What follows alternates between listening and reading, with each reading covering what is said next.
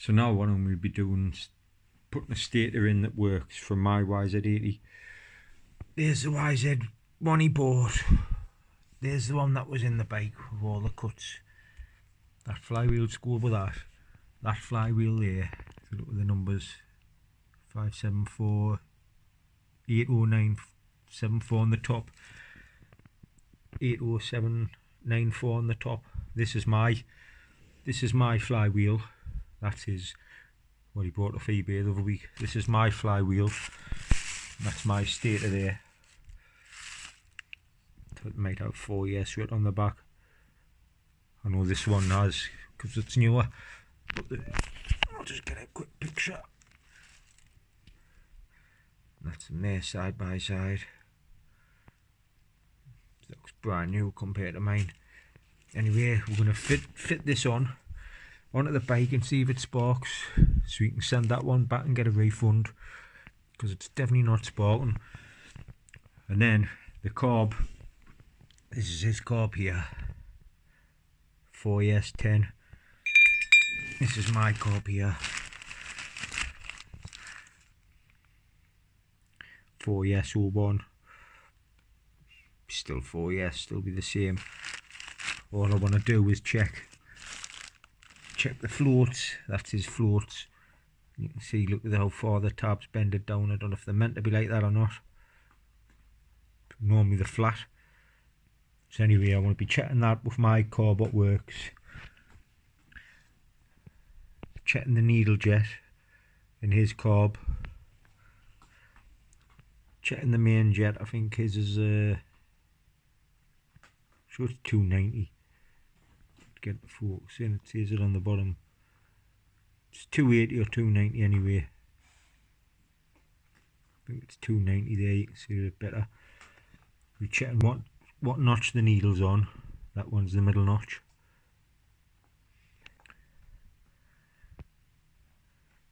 That's it really, but like I say, that's his carb. There's no difference between that and that.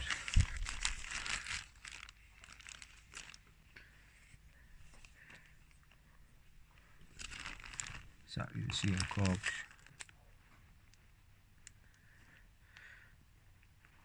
Anyway, we'll get this stator on, see if it sparks. Always get your woodruff key in before you put the stator on, because sometimes stators stick out and you have a right mission getting the woodruff key in if it's tight. So get the woodruff key in first. Now we're going to stick my stator on. So that's the stator in with the timing notch lined up. Now I'll put the flywheel on, connect it up to there, wherever the wire is, down there, and see if we've got a spark, and we know what it is. So this is it with my stator. And flywheel in, see if it sparks. This is it with the new stator in.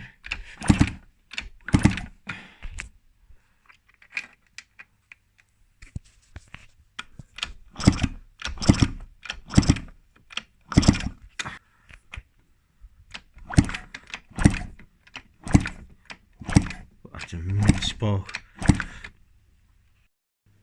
So this is the two carbs on the YZ. This is the one that was on it. These all the parts. I'm just wanting to check that float tab in the carb off mine. The needles are the same and they're in the same clip, the middle one. So that's good.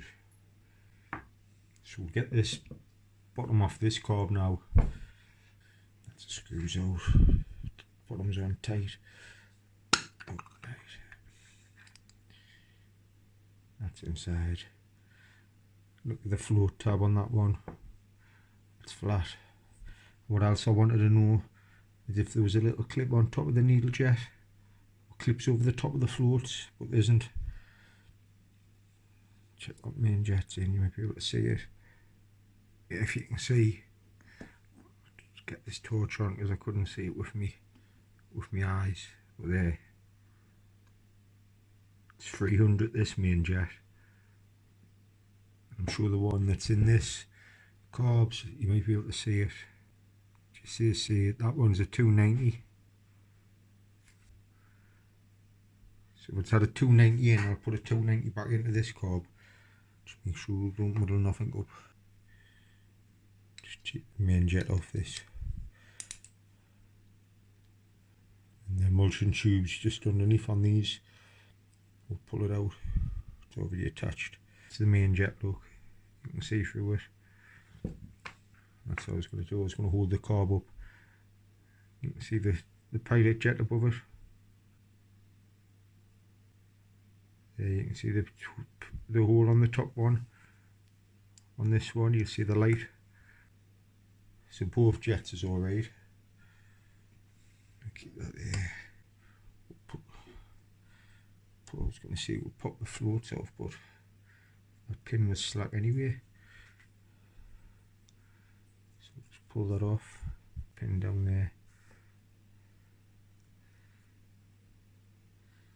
There's the floats. So I'm going to bend the tab up like that over floats. I'll put them together to each other to see if they're the same first. And we'll check this as well. This little needle jet. They're the same as well. So that's good. Here's the main jet and the emulsion tube. Put that on there. Tighten that main jet off that. See before, I've showed a few times. Clean. That might be clean down there, but there's holes on the side. There's 3 on this one. And only 2 on the back of there. Just check them up against the light. And they're all unblocked as well, them little holes in the emulsion tube. So that's the emulsion tube. It's the bottom of the carb. Just the same as the other. Same markings in, that says 2P, there's P3 in there, P3. That one, 3P, so it's the same bottom.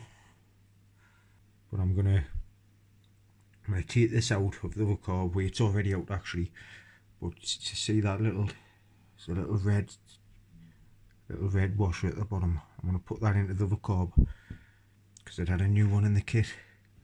But the kit said it was for 86 to a 90, 92. And this is a 93 to a 2001. But some of the bits are the same. There's the floats. Both the same. So I'm going to bend that tab flat how it should be. They're all the same. So let's get some pliers on there, bend that down. That's as flat as I can get the floats. But that'll be alright. So there's the little new red washer. Just put that onto the needle seat. Tighten that back in. Cleaned the emulsion tube last night out of this one, so that can go back in. Just pushes in there. I've already had the pilot jet out and cleaned the pilot jet as well. Yeah, you can see the light through it there. So that's not blocked. If that was blocked, your bike would only run with the choke on. As soon as you knock the choke off, it'll cut out. So if your bike ever does that, clean your pilot jet out and then it'll run without the choke. So we'll put this emulsion tube in. I think that went on first. Did I? So we'll get that in. So that's the emulsion tube in. Now I'll just get the main jet in.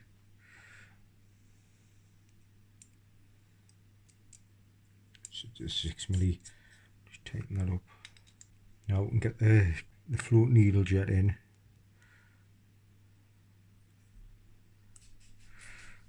The floats and the pin.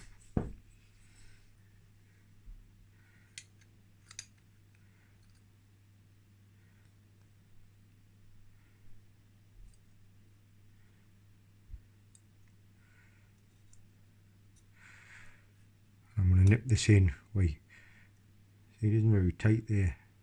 There's no way of nipping them in. Normally they're in hard and you've got to centre punch one side, but the other one, when I took this out it slipped out. When I took the other one out it slipped out. least the needle jet's falling and closing.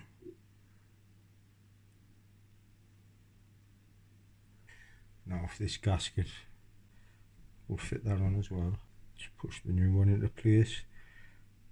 Sit on the bottom of the carb now. Where the bowl is, I've cleaned the, there it is, I've cleaned the bowl out anyway. I've just seen them numbers there, 5.2.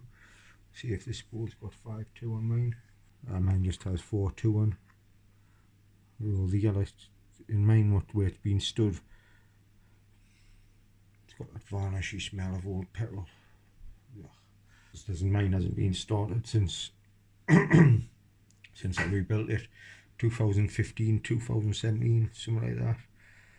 Right, we'll get this. I've cleaned that out as well. The flutter pipe. It's the 4 float bowl screws in now. They're tightened in tighter than they were when I took them out. They were slack on both carbs, so at least it's not going to leak when I put it on. So now we can put the carb on. I've put a new clip on. It's in the 3rd groove. Just slide the pin into the slide. I've got that. Put that on when we get to the bike. Now get the carb on. Screw that back into there. Then once that's screwed into that part of the cable, you've got this. You've got that black rubber boot. And in the kit you always get this little washer, and people sometimes don't fit it, but that's where it goes on there. Then we'll put that bit on, so that bit fits like that with the rubber washer, and that just pushes over it. Then when you've got the top of the carb on like that, get your spring, you'll be able to see it there, it's pushed all the way in. You've got that nipple. So once you've got your carb like that, you slide with your cable through there, get this washer here. It just slides in there, like that, and push it down, and that's it in there. The spring pushes it down. The cable can't come out because there's the end of the washer there keeping the cable in. There's normally a groove on the back of the carb there, the slide there. You can see it at the bottom. That's where that runs down. When you're putting your slide in, just remember to have that square facing where the notch is. It will just slide down. Sometimes the needle doesn't go through, which it doesn't there. Then it will slide down now. Just have to spin the slide a touch. That's the slide in now. Get the top on. That's the carb done, ready now just to put in. So get the carb in now. Take that Jubilee clip off the back of there. Actually the back's all slack, I think. That's so easy to get the carb in. So we'll get the carb on now. That's the carb on now. We put the exhaust on next, the front pipe, side panels, tank and the seat. I don't think they'll bolt it on when they come here, because he brought it in his car. So I don't know how to bolt it up or not. But I'll put the panels on anyway. But what was I going to say? That's it. He was asking if the exhaust on it is a proper YZ80 exhaust, and it is. But he says it never seemed to sit snug right in there. And in there I'll show a picture now. That's why you need this metal ring. Buying from Fowler's. And then there's a gasket around the exhaust itself, like a rubber ring. But it's a big copper ring. Big copper ring fits in there. And sits in there. So that's the exhaust on at the front.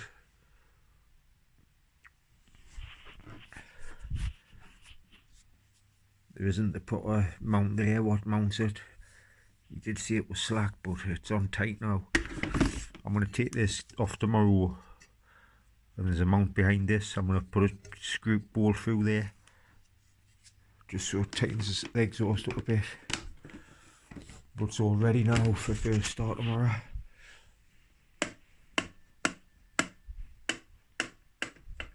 Just don't want to put the tank on yet because it stinks of petrol, and I want to wash the the tank out, like give it a rinse. Carbs on, my stator's on, there's his stator, new cylinder, but that's one of them, it's the China cylinder, so see how good it holds up, but they're meant to be alright. See the carbs on at the airbox, new front sprocket on. Don't know if it's worth putting the other gear stick on or not, because the teeth's all chewed on it. Have a quick look. That's it there. The back on, but it's not worth risking.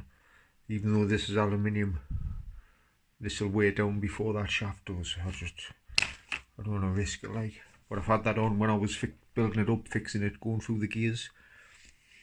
But I'll just leave it, just in case.